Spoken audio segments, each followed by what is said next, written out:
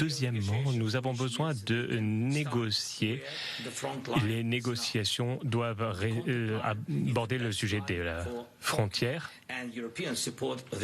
Le soutien européen est essentiel à cet égard et nous remercions toutes les parties prenantes. La Russie, encore aujourd'hui, est confrontée à un échec dans la région de Donetsk. Poutine n'a pas réussi à s'en emparer pendant ces 12 dernières années.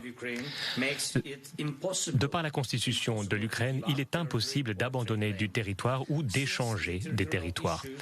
La question territoriale est très importante. Ainsi, elle doit être abordée uniquement par les parties prenantes russes et ukrainiennes. Et non, mon ami, elles ne doivent pas être jugées que par les parties russes et ukrainiennes, tout simplement parce qu'aujourd'hui, l'intégralité de ta guerre, elle est financée par les États-Unis et par l'Union européenne. On a assez envoyé de pognon là-bas pour te laisser gérer tout seul avec Poutine ce qu'il y a à gérer. Ce qu'il faut que vous sachiez, les gens, c'est que ce clown-là, une fois que la guerre elle est terminée, il est fini. Soit il va se faire tuer, soit il va se suicider, mais en tout cas, il ne sera plus à la tête de l'Ukraine. Parce qu'aujourd'hui, il est même plus président, d'accord ? Il a fait annuler les élections présidentielles pendant la guerre parce que l'Ukraine était en guerre. Donc en gros, il n'y a pas eu d'élection dans, encore une fois, une énorme démocratie qu'est l'Ukraine. Je ne sais même pas pourquoi c'est encore marqué président de l'Ukraine, parce qu'officiellement, il ne l'est plus. Lui, il veut à tout prix que la guerre, elle continue. Que les choses soient claires, il ne veut pas que la guerre s'arrête. Parce que je te le répète, si la guerre s'arrête, c'est fini pour Zelensky.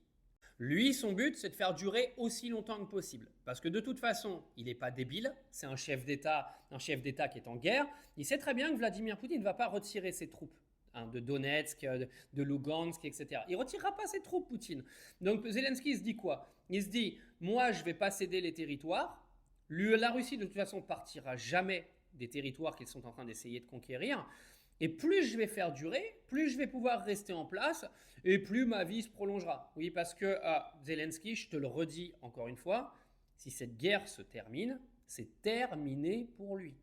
Mais une chose que Zelensky a encore oublié de t'expliquer, c'est qu'aujourd'hui, ils sont encore là parce que les États-Unis sont toujours derrière pour soutenir.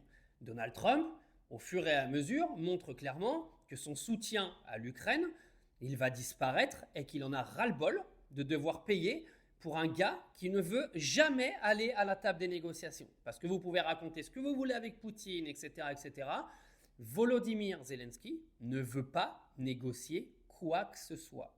Et Volodymyr, il oublie d'expliquer que cette guerre, elle a démarré parce que ses copains de l'Occident ont oublié de dégager de la frontière russe. S'ils avaient dégagé comme ça avait été convenu, ce qui se passe aujourd'hui n'aurait pas existé.